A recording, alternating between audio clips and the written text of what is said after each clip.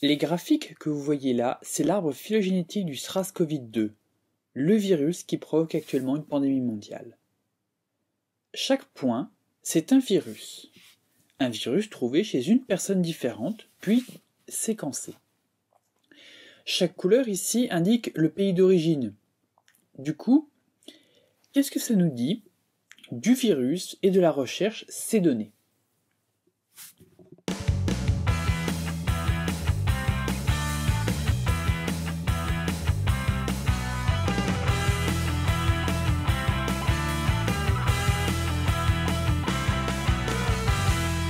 Chaque point, c'est un virus trouvé chez une personne différente, puis séquencé. Chaque couleur ici indique le pays d'origine.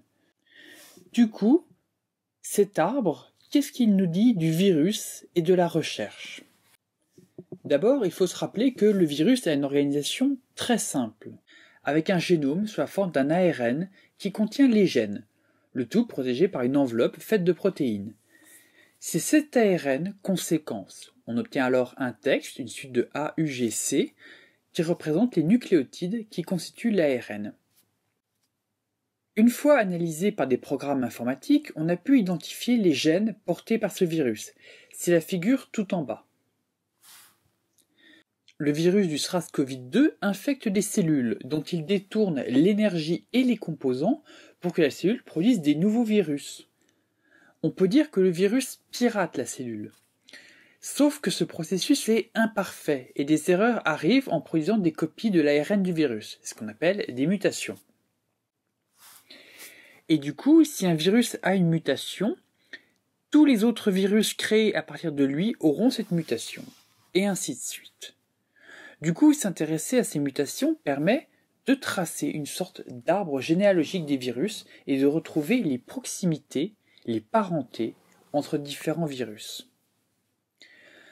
Arbre généalogique, c'est une image. En réalité, on appelle ça un arbre phylogénétique. Ce genre d'étude s'appelle la phylogénie et le but est d'étudier les parentés entre les espèces en se basant sur l'étude de leur génome, qu'ils soient sous forme d'ADN ou sous forme d'ARN pour notre virus. On peut aussi faire des analyses plus fines à l'intérieur d'une espèce pour étudier les différences entre différentes populations ou entre différents individus. Par exemple, avec ce genre d'études systématiques, on a pu tracer l'arbre phylogénétique du vivant et voir que le vivant était divisé en 3 grandes branches, les bactéries, les eucaryotes et les archées. Pour ce genre d'études, il faut comparer des choses comparables. Ici, pour comparer l'ensemble du vivant, on a comparé un gène présent chez tous les êtres vivants, le gène ribosomique 16S. Il participe à un composant essentiel des cellules, le ribosome. Du coup, un programme informatique a comparé toutes les séquences 16S connues et on a regroupé les espèces en fonction de la proximité de la séquence de leur gène 16S. Vous pouvez regarder, en rose il y a les métazoaires qui incluent les animaux, en jaune les champignons et en vert les végétaux et les algues. Le vivant qu'on connaît et qui nous vient à l'esprit, c'est qu'une toute petite partie du vivant. Mais les virus, ils sont où dans cet arbre ? Eh bien, nulle part en fait dans cet arbre. En effet, les virus connus n'ont pas ce gène, alors que tous les autres organismes vivants en ont un. Du coup, on ne peut pas vraiment comparer leurs gènes et les nôtres. Du coup, les virus restent à part dans les classifications. Toutefois, on peut comparer les virus entre eux et tracer leur arbre phylogénétique. Revenons donc à notre SRAS-CoV-2. À partir de tous les génomes séquencés, on peut les regrouper par parenté. Plus les virus sont à droite, plus ils ont accumulé de mutations. En comparant le nombre de mutations et la date supposée de l'infection, on peut estimer ce qu'on appelle l'horloge moléculaire, c'est-à-dire le rythme des mutations en fonction du temps. En se basant sur l'estimation, on peut remonter le temps pour estimer quand s'est produit le passage de l'animal à l'humain.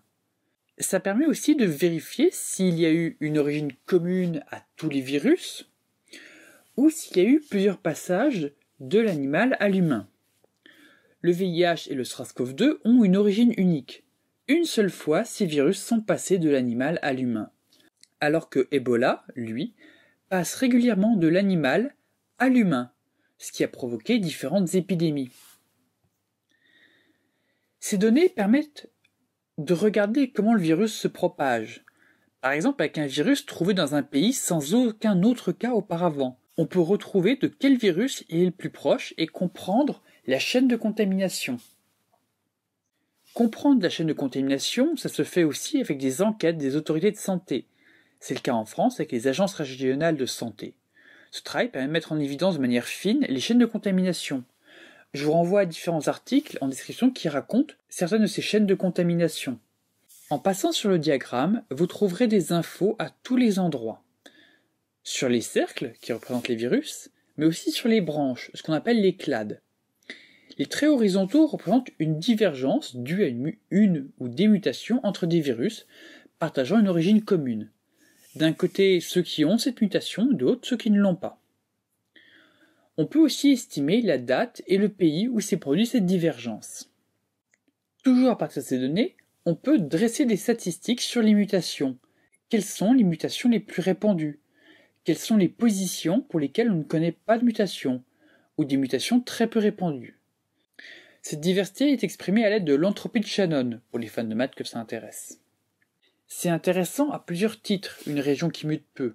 Ça veut dire que la protéine codée par cette portion d'ARN varie peu chez ce virus, et est donc intéressante comme cible, par exemple pour un vaccin.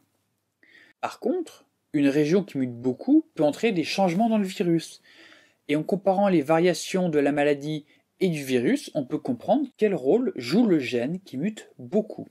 Mais on peut aussi changer d'échelle et regarder les génomes de tous les coronavirus connus. Ceux responsables de l'épidémie actuelle, ceux de l'épidémie de SRAS de 2003 et des virus proches. En jaune, en haut, ce sont les virus responsables de l'épidémie de SRAS en 2003, rebaptisé récemment SRAS-CoV-1. En rouge, ce sont des virus du SRAS-CoV-2 qui provoquent l'épidémie actuelle. Seuls certains sont affichés et surtout les différences qu'on voyait sont devenues infimes face aux différences qu'il y a entre l'ensemble de ces virus. On voit par exemple que le virus connu le plus proche est un virus trouvé chez des chauves-souris dans la province du Yunnan en Chine, et à peine plus éloigné, un virus identifié chez le pangolin. De cette manière, la majorité de ces virus ont été retrouvés chez des chauves-souris. C'est le genre d'indice sur lequel se basent les scientifiques pour déterminer que le virus provient probablement d'une chauve-souris et a pu avoir comme hôte intermédiaire un pangolin avant de passer chez l'humain. On a beaucoup plus de recul sur l'épidémie de 2003, où là encore c'est une chauve-souris qui était à la source du virus, mais avec une espèce intermédiaire, la civette.